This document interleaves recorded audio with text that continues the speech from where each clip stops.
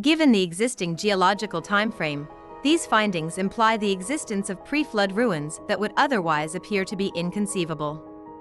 This raises the question of how such complex buildings could have been created at a time when people thought our predecessors were primitive hunter-gatherers. Investigating this occurrence prompts an interesting discussion about the true capabilities of ancient civilizations and makes us re-evaluate our preconceptions about the development of humanity. Welcome to my channel, Historical Studies.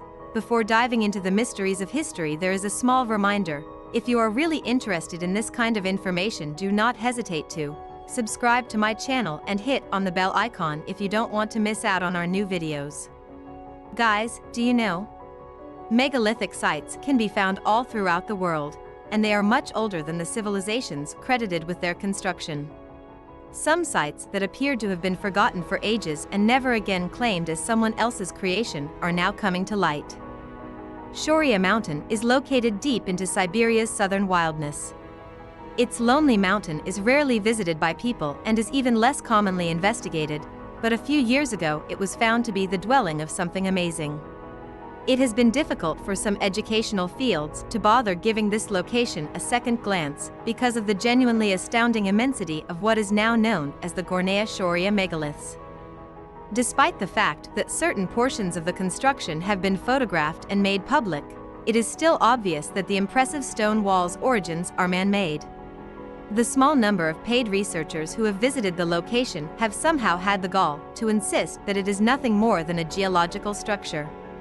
One has to wonder who might have constructed this cyclopean wall, which extends high into the skies over the tree lines. When was it constructed? How was it constructed? Such huge stones, where did they come from? It is hardly surprising that this astounding building continues to stand the test of time given the size of its structural components.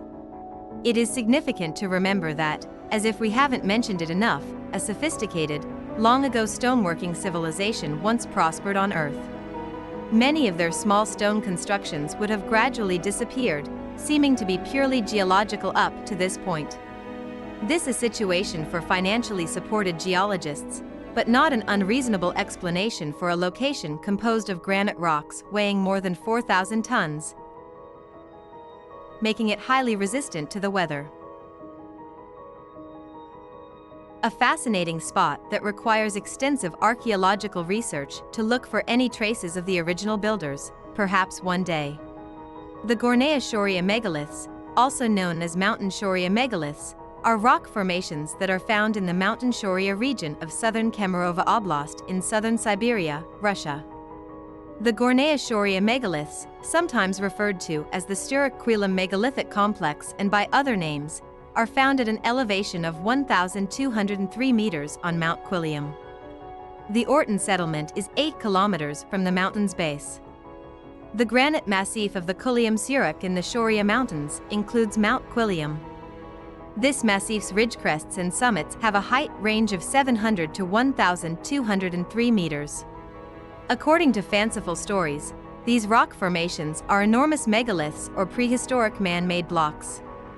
Geologists identified these rock formations as denudated prepared ridges, which are ridges produced by the natural and differential erosion of local bedrock during their geologic mapping of the Mount Quilliam Ridge crests as well as a summit in the late 1990s.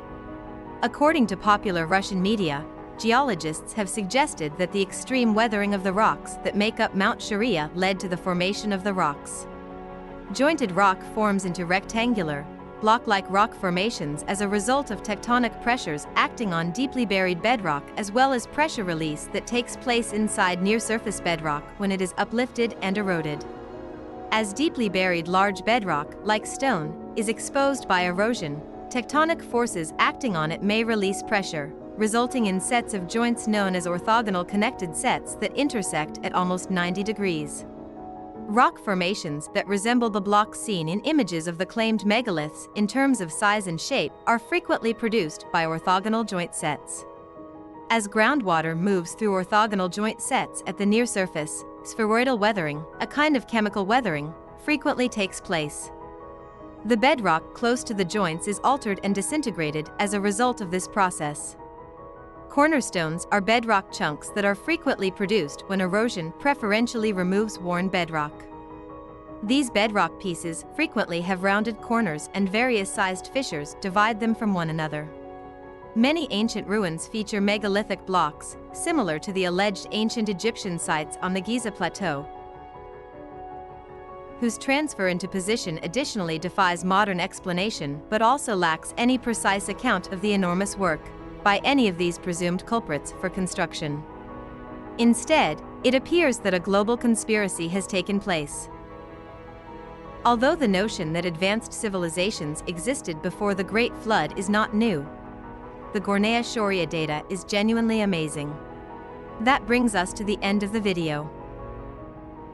Thanks for being to the end of the video. Don't forget to like, share, subscribe, and tell us what you think about this video below in the comment section. Let's meet again in another video.